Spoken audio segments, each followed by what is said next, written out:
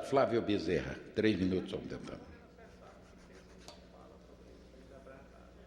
Senhor presidente, senhoras e senhores deputados, ouvintes da Rádio Câmara, telespectadores da TV Câmara, funcionários e amigos da imprensa, boa noite. Eu venho aqui pela primeira vez nessa tribuna agradecer, primeiramente a Deus e segundo a todo o povo cearense que confiaram a mim este mandato. Não tenho um discurso feito por escrito, mas trago em minha mão o discurso. Um discurso da minha vida, em que no momento mais difícil da minha vida, eu venci numa profissão pescador. Como pescador profissional, artesanal, foi dali que eu reconstruí a minha vida. E quero deixar aos amigos pescadores do nosso Ceará, mais uma vez, nós partimos na frente. Em 1941, quando Jacaré fez o raid de Fortaleza ao Rio de Janeiro e foi atendido pelo nosso presidente Juscelino Kubitschek. Então, hoje, nós aqui estamos e afirmando ao povo praiano, ao povo pescador, e eu solicito a esta casa, que tanto defende arduamente a causa do negro, a causa do índio, a causa da mulher, que também o pescador seja também uma causa de importância para que nós venhamos debater e defender este povo. Senhor presidente, eu agradeço, muito obrigado.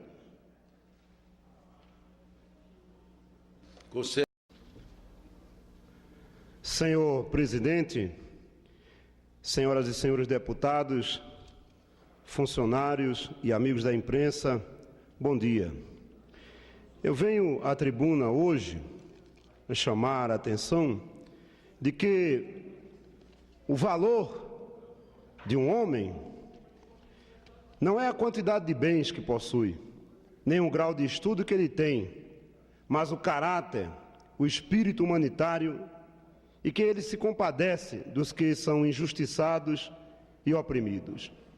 Eu quero deixar hoje, nessa tribuna, o registro de um homem simples, um homem do povo, um homem que faz parte da população, depois dos índios, a população mais antiga das beiras de praia do nosso Brasil, um canoeiro, chamado Francisco José do Nascimento.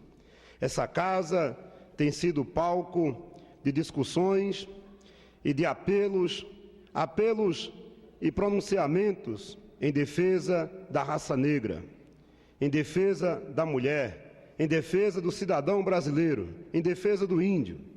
Veja, senhores e senhoras, esse breve histórico sobre essa pessoa chamada Francisco José do Nascimento, que é conhecido como o Dragão do Mar. Ele foi líder dos jangadeiros nas lutas abolicionistas da escravatura. Ele nasceu em Canoa Quebrada no dia 15 de abril de 1839. Ainda bebê, quase morreu engasgado com uma espinha de peixe. Seu pai, Manuel do Nascimento, faleceu nos seringais amazônicos. Sua mãe, Matilde Maria da Conceição, o criara em meio a muitas dificuldades. Chico da Matilde, como era conhecido, Francisco José, se viu desde cedo envolvido no cotidiano do litoral. Ocupava o cargo de prático da barra no porto de Fortaleza, transportando nas jangadas mercadorias, inclusive escravos, entre os navios e a terra firme. Ele era casado com Dona Joaquina Francisca. O Chico da Matilde adere à causa abolicionista e não mais permite o tráfico de escravos. Em 30 de novembro de 1882, lança seu brado libertário no porto de Fortaleza, dizendo ele: não há força bruta neste mundo que o faça reabrir ao tráfico negreiro. Pela sua coragem, tornou-se herói nacional, sendo recebido na corte imperial pelo nome de Dragão do Mar. Ele faleceu em 6 de março de 1914. Então, amigos senhor presidente, cearenses, povo brasileiro, chamar a atenção que dentro do coração do pescador, do coração deste homem simples, que é o espírito que está ainda hoje dentro do pescador, o pescador tem um sentimento humanitário. O pescador não quer agredir as outras comunidades. O pescador não quer deixar de ser um ponto principal na sociedade em que ele vive, contribuindo para que a sociedade venha evoluir. O que o pescador precisa hoje ser reconhecido como uma profissão digna, honrosa. Já ontem, em um depoimento, falávamos a respeito disso, que é discriminado o pescador, senhor presidente, porque falta-lhe um minuto para concluir, falta-lhe o estudo. E eu falava das leis que estão sendo estabelecidas para o regulamento da pesca no estado do Ceará, que são redigidas por técnicos, naturalmente tem curso universitário, estudaram. O pescador não conseguiu estudar devido à sua profissão e dizendo assim que na escola que o pescador aprendeu, a roupa é molhada, o papel é molhado e caneta não escreve em papel molhado. Mas dentro desse povo tem um coração grande, como é o coração do nosso Brasil, do nosso povo brasileiro. É tudo que eu tenho a dizer. Muito obrigado, senhor presidente. Nós retomamos a lista e convidamos o primeiro inscrito agora presente, o deputado Flávio Bezerra, do bloco do PMDB do Ceará.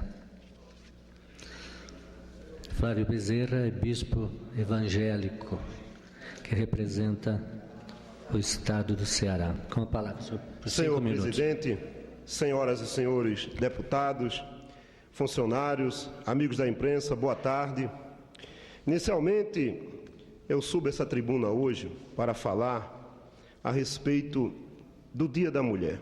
Logo mais, no dia 8 de março, nós teremos festividades do Dia Internacional da Mulher. Eu queria chamar a atenção dos amigos ao seguinte. Inicialmente, ressalto que foram enormes os avanços obtidos pelas brasileiras nas últimas décadas. Há pouco mais de 70 anos, as mulheres não votavam no Brasil. Hoje, elas são maioria do eleitorado e ocupam importantes cargos nos 3 poderes da República. Há 2 ou 3 décadas, as mulheres só se aventuravam a trabalhar fora de casa por absoluta necessidade. Hoje, elas são maioria entre os trabalhadores brasileiros e são responsáveis pelo sustento de 33% dos 44,7 milhões de domicílios pesquisados pelo IBGE no último censo. No entanto, muitas mudanças ainda precisam serem realizadas para, de fato, comemorarmos essa data, pois, infelizmente, muitas mulheres ainda trabalham com a mesma carga horária que homens e, no entanto, ganham menos. Pesquisando, encontrei a informação que o rendimento das mulheres permanece inferior ao dos homens no mercado de trabalho. Em 1995, o rendimento pago às mulheres representava 62,6% da recebida pelos homens. 4 anos depois, em 1999, alcançou 69,1%, como demonstra a pesquisa nacional por amostra de domicílios do IBGE. Esse dado, senhor presidente, senhores deputados e deputadas, não seria só o retrato da injusta e triste realidade brasileira, perversa, mas serve também para demonstrar o atraso de alguns setores de uma sociedade, ou de setores dela que reconhecem na mulher, no sexo feminino, seu devido valor. As mulheres estão em quase todas as funções, se esforçam muito e são mais atenciosas, calmas, concentradas e mais funcionais que muitos homens. Além disso, enfrentam a dupla jornada ao chegarem em casa e terem que cuidar dos filhos, cuidar de casa, cuidar da roupa, cuidar do marido também. Merecem atenção especial por parte desta Casa Legislativa, senhor presidente, e também do Poder Executivo, pela sua condição especial, pois além de mães, são donas de casa e trabalhadoras. É tudo o que eu tenho a citar nesta tarde. e agradeço ao senhor presidente. Muito obrigado.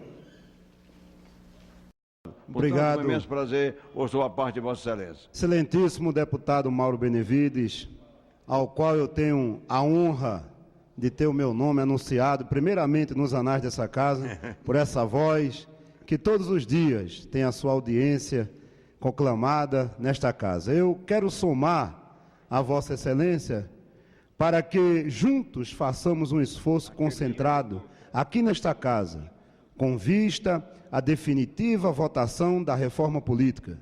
Nós temos que impedir a prevalência do poder econômico nas disputas eleitorais, manifestado na maior possibilidade de eleição do candidato que tem mais recursos financeiros. Tem que acabar a busca de recursos junto aos bancos, empreiteiras de obras e empresas concessionárias de serviços públicos. Eu quero agradecer e dizer ao senhor, reafirmando que estamos juntos nessa luta. Muito obrigado. Deputado. Só um minuto, Flávio Bezerra. Eu quero, senhor presidente, senhoras e senhores deputados e amigos e ouvintes da Rádio Câmara, TV Câmara, eu quero informar que dei entrada na indicação número 149 de 2007, sugerindo a criação de laboratórios para a realização de pesquisas oceanográficas nas plataformas da área de prospecção de petróleo no Ceará, a PRAB3, PART2 e a PC1, quer dizer, a plataforma de Arabaiana, a plataforma de Aratu e a plataforma de Cioba. São plataformas plataformas fixas, que, segundo o relatório da Petrobras, estão com zero produção de gás, zero produção de óleo, e podem serem utilizadas como laboratórios de pesquisas oceanográficas. Agradeço, senhor presidente. Chegou o deputado Flávio Bezerra, eu gostaria a palavra ao deputado Flávio Bezerra. Senhor presidente, dona Maria Isabel, não é isso mesmo? Isabel Gonçalves. Eu estou na casa e chegou agora o meu comunicado que tinha essa solenidade pública, não estava no meu conhecimento. Então, chegamos agora. Na minha família, já falecido, tenho artesãos. E como cearense, representando também a classe do pescador artesanal. A senhora falou da criação da SEAP e, de fato, tem sido de grande ajuda a nós pescadores. No caso, o nosso pescador artesanal, na construção da jangada. A jangada é um objeto de arte. Foi desenvolvido desde aqueles paus que eram a jangada de piúba. Hoje nós temos a jangada grande, toda de madeira, tem o paquete, tem todas as espécies de jangada construídas pelas mãos do artesão. E quero salutar o nome de artesãos na Praia do Mucuripe, como o Luciano, o próprio Pocedônio, que é presidente da colônia, e dizer à senhora que continue nessa luta. Vocês têm uma importância grande, de grande valor na nossa cultura, porque essa cultura é exportada, como as suas palavras acabaram de ser ditas, ela é exportada de mãos em mãos. Das suas mãos passam às mãos dos turistas. E aí se espalham pelo mundo afora a cultura do povo brasileiro. E essa luta é válida e pode contar também com o nosso apoio. Como nordestino, e eu digo, eu sou Flávio Bezerra, canto do céu à altura, do mar à fundura, e as belezas da beira do mar. Muito obrigado, senhor presidente. Obrigado, deputado. Dar a palavra ao deputado Flávio Bezerra, do PMDB. Por quanto tempo? 5 minutos. Por 5 minutos, deputado. Em seguida, o orador será o deputado Carlos Santana.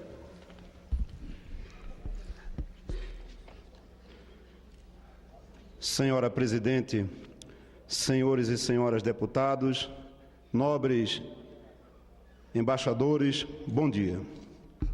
O PMDB apresenta a sua posição.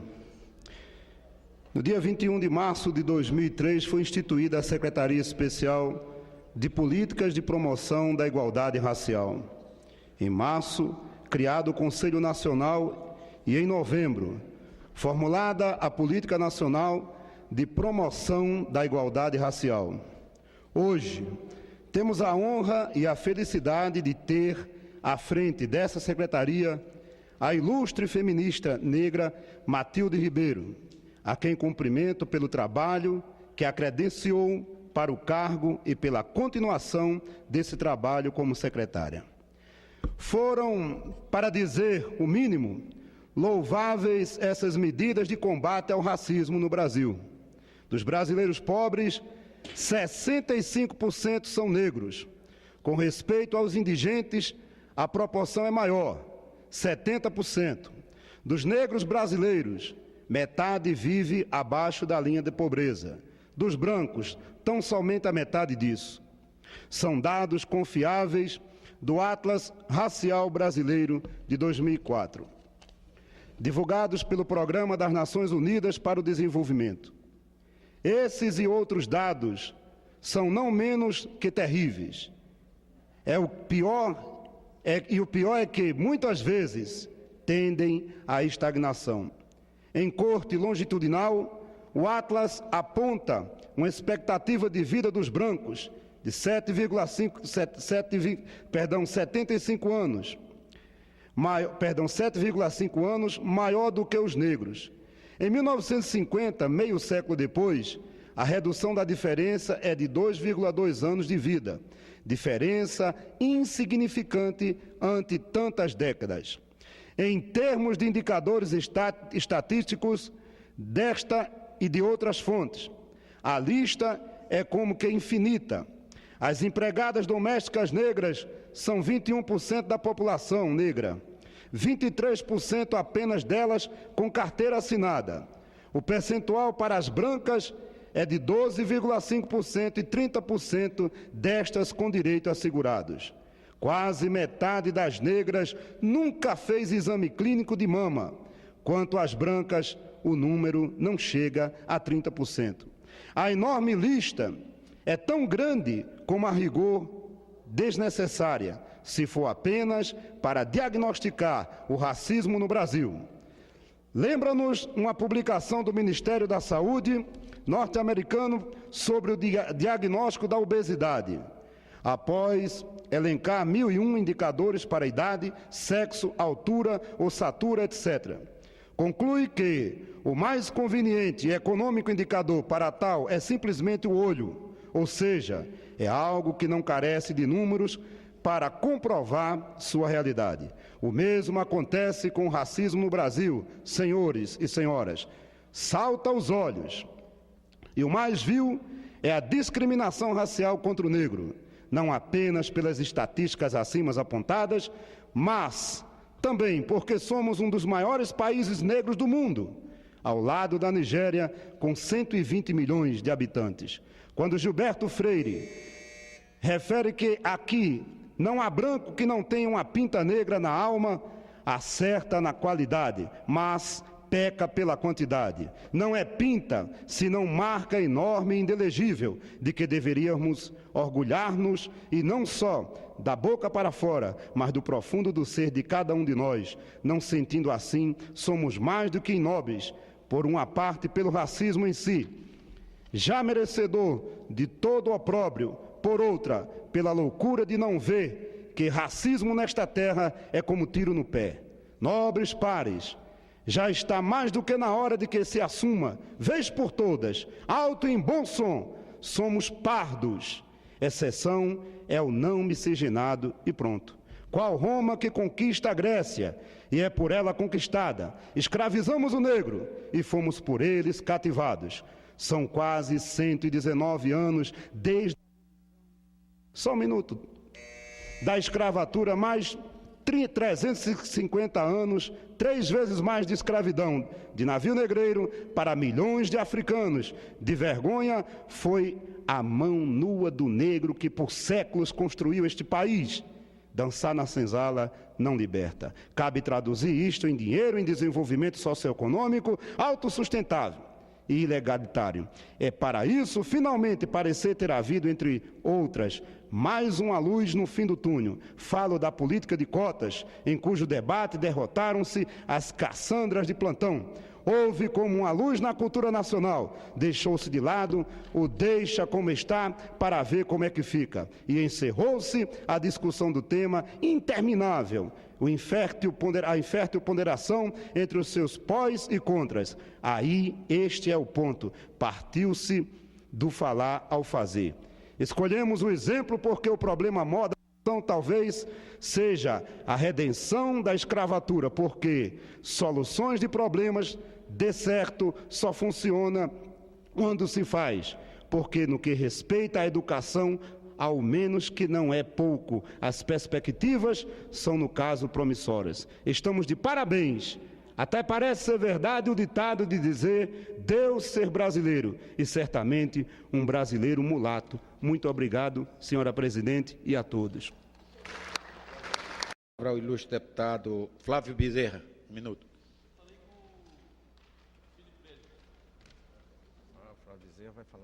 Senhor presidente, senhoras e senhores deputados, companheiros, eu quero apresentar, hoje, nesta tribuna, um projeto de minha autoria que tem o objetivo de substituir as sacolas de plástico convencional por sacolas de plástico oxibiodegradáveis, uma vez que as sacolas convencionais não são recicláveis e, portanto, são considerados os maiores poluidores do nosso meio ambiente. O plástico vem sendo fabricado desde a década de 30, sendo que apenas 5% desta produção são incineradas. O restante permanece poluindo o nosso meio ambiente. A produção de plástico foi aumentada em 20 vezes nos últimos 50 anos e aproximadamente 90% desta produção foram inutilizados como lixo. Em 2004 foram produzidos 2.177.999 toneladas de resíduos plásticos, pós-consumo no Brasil, dos quais apenas 359.133 toneladas foram recicladas. Para concluir,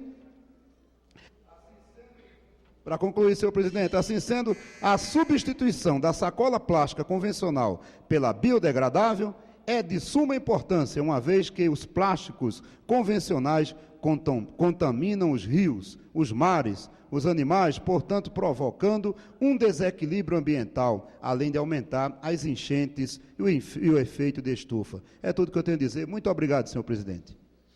Conceda a palavra.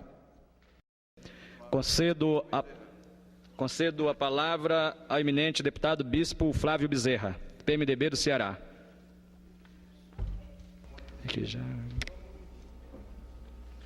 Senhor presidente, bom dia, senhores e senhoras deputados e demais componentes dessa casa.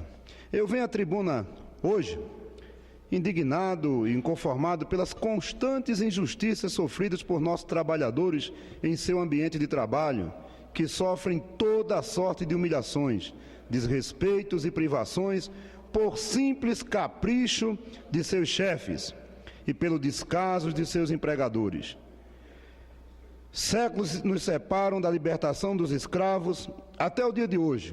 Contudo, existem ainda nos nossos dias de hoje pessoas que acreditam ser proprietárias de seus empregados. Para dar mais um triste exemplo, podemos citar um recente episódio envolvendo a modelo internacional, a Naomi Campbell, que foi condenada pela justiça americana por ter arremessado um celular no rosto de sua empregada. Bem fez a justiça americana ao condená-la a varrer as ruas de Nova York, usando o uniforme de gari daquela cidade por 4 dias consecutivos. No Brasil, a Justiça do Trabalho de igual ou maior valor tem julgado inúmeros processos de trabalhadores que alegam terem sofrido assédio moral dentro do seu ambiente de trabalho. A Justiça tem considerado como assédio moral todo tipo de ação, gesto ou palavra que atinja a autoestima e a segurança de um indivíduo e que sejam repetidamente feitas por seu superior hierárquico ou chefe, levando a pessoa a duvidar de si e de sua competência. Não podemos deixar de mencionar que a empresa tem uma enorme responsabilidade pelos seus trabalhadores, tendo a obrigação de coibir situações constrangedoras, humilhantes e vexatórias, devendo manter a saúde físico-mental de seus funcionários, respondendo assim pela degradação deliberada das condições de trabalho, e não o fazendo terá como obrigação o ressarcimento pelos danos causados ao trabalhador, respondendo conjuntamente com o agressor. O direito ao trabalho tem sido mundialmente defendido através da OIT, Organização Internacional do Trabalho, e em nosso país, por nossas instituições, com a finalidade de garantir aos nossos trabalhadores um ambiente saudável e digno. Direitos esses expressamente mencionados em nossa Carta Magna. E para terminar, senhor presidente, presto minhas considerações respeitosas a todos que trabalham, contribuem e lutam para que tenhamos um país justo e próspero, sendo merecedores de nosso respeito e de todos aqueles que utilizam a sua força de trabalho. Muito obrigado. A mesa agradece a Vossa Excelência, deputado Bispo. O próximo orador inscrito, excelência deputado Flávio Bezerra, ele que é bispo evangélico, com atividades desenvolvidas nos estados do Rio Grande do Norte, Pernambuco, Ceará, Amazonas e nos países Costa do Marfim e Gabão, no continente africano. Pois não, Vossa Excelência tem 5 minutos para a sua manifestação. Senhor presidente, senhoras e senhores deputados, servidores e assessores, telespectadores da TV Câmara e ouvintes da Rádio Câmara, eu venho mais uma vez a esta tribuna informar que apresentei o requerimento de número 269 de 2007, solicitando informações detalhadas ao senhor ministro Altemir Gregolin, da Secretaria Especial de Aquicultura e Pesca, sobre o processo de permissionamento de embarcações para a captura de lagostas no estado do Ceará, e também a ministra Marina Silva, do Ministério do Meio Ambiente, solicitando informações sobre a quantidade de funcionários do IBAMA que realizaram a coleta de dados das embarcações que efetuaram a captura da lagosta no período de 2002 a 2005. O problema é que há uma inquietação grande por parte das comunidades pesqueiras, uma vez que muitas embarcações estão fora do novo permissionamento de pesca para a captura da lagosta.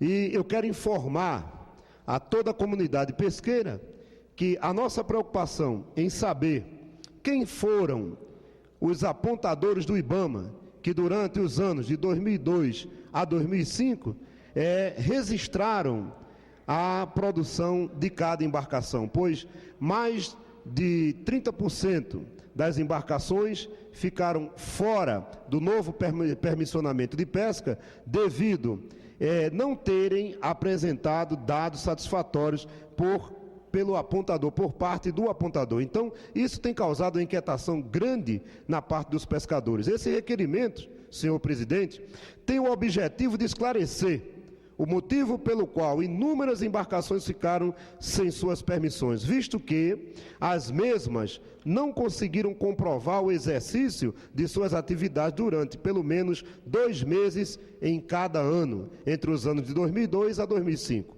Cabe ainda ressaltar que das 3.870 embarcações inscritas, somente 2.867 embarcações obtiveram a permissão para a pesca da lagosta, ficando de fora cerca de 1.000 embarcações. Faço aqui um apelo à SEAP para que verifique o que pode ser feito, a fim de que esses pescadores não fiquem sem o permissionamento. É o que eu tenho a dizer. Muito obrigado, senhor presidente. Flávio Bezerra. Senhor presidente, senhoras e senhores deputados, entre os problemas ambientais sérios que temos de enfrentar neste século está o esgotamento dos estoques pesqueiros, fenômeno de abrangência mundial, assim como acontece com o atum azul no Mediterrâneo e com o bacalhau no Atlântico Norte. A crise brasileira da pesca é também simbolizada por uma iguaria cara, ingrediente de luxo na mesa dos restaurantes mais sofisticados. Trata-se da lagosta, tão apreciada por turistas estrangeiros, sobretudo pelos que desfrutam dos prazeres do eterno verão nordestino. Pois bem, a lagosta corre o risco de sumir de nossos mares, de desaparecer, não só no Nordeste, mas em uma grande extensão da costa brasileira, desde o Amapá até o Espírito Santo, segundo dados da Secretaria Especial de Aquicultura e Pesca. A produção de lagosta no Brasil caiu de 11 mil toneladas no começo do ano de 1990 para menos de 7 mil toneladas em 2005. Em 2002, por exemplo, o Peru extraiu de suas férteis águas no Pacífico, para terminar, senhor presidente, 10,7 milhões de toneladas de pescado e o Japão outras 5 milhões. O Brasil pescou 1 milhão apenas de toneladas, ocupando a 24ª colocação no ranking mundial. Eu peço que esse discurso seja dado na íntegra. Agradeço o senhor presidente. Vossa Excelência será atendido, nobre deputado Flávio Bezerra. Flávio Bezerra, Vossa Excelência tem 3 minutos. Senhor presidente, senhoras e senhores deputados e demais pessoas nessa casa e também rádio ouvintes da Câmara e telespectadores da TV Câmara. É o seguinte, da mesma forma que eu venho hoje falar mais uma vez da normativa número 1 de 2007. O que acontece é o seguinte, a instrução normativa número 8 de 2005 do Ministério do Meio Ambiente, em seu artigo 4, permitiu a captura da lagosta somente com emprego de armadilhas do tipo covo ou manzoá e cangalha e de redes de espera tipo caçoeira. Então, até o ano passado, estava permitido por lei que os pescadores artesanais pescassem lagosta com esse tipo de artefato de pesca, a caçoeira. O que aconteceu? Obedecendo as normas atuais, dizendo que eles poderiam investir nessa caçoeira. Então, investiram suas economias, suas finanças, fizeram de tudo e se equiparam para, então, a tal pesca da lagosta permitida com caçoeira até o ano passado. Este ano, saiu, então, a normativa de número 1 de 2007, que proíbe a pesca com a caçoeira, então essa pesca só poderá ser feita através de um artefato chamado manzoá. O que acontece é que os pescadores se sentem em desvantagem, se sentem em dificuldades. E o que nós viemos pedir aqui é a indenização, que sejam indenizadas as caçoeiras e que esse dinheiro entregue aos pescadores sirva para que os pescadores possam, então, comprarem novos equipamentos de pesca. Do mesmo modo, eu quero lembrar que no ano de 2005, o governo, de forma justa e legal, indenizou os pecuaristas que tiveram, para concluir, tiveram o seu rebanho atingido pela febre aftosa, a fim de que não tivesse um grande prejuízo pela perda de seus rebanhos. Da mesma forma, quando houve a proibição do porte de armas no Brasil, através do Estatuto do Desarmamento, o governo também, da forma justa e correta, determinou a indenização aos cidadãos brasileiros que entregassem suas armas. Sendo assim, senhor presidente, entendo ser igualmente justo e correto que o governo indenize aos nossos pescadores que, autorizados por uma instrução normativa, gastaram o sustento de suas famílias e agora são proibidos de utilizar o petrecho que antes estava autorizado. É o que eu tenho a dizer. Muito obrigado. Falar por tanto 1 minuto o ilustre deputado Flávio Bezerra. Senhor presidente, para dar como lido a situação dos nossos pescadores do norte e nordeste do Brasil, continua no mesmo impasse. Nessa segunda-feira, Mucuripe, cantado pelo nosso querido Raimundo Fagner, quando canta As Velas do Mucuripe vão sair para pescar. Hoje, essas velas estão fechadas. Pescadores aguardando uma decisão, uma resposta do Ministério da SEAP, Ministério da Agricultura e Pesca. Estamos aguardando essa resposta. O pescador não está podendo ir pescar.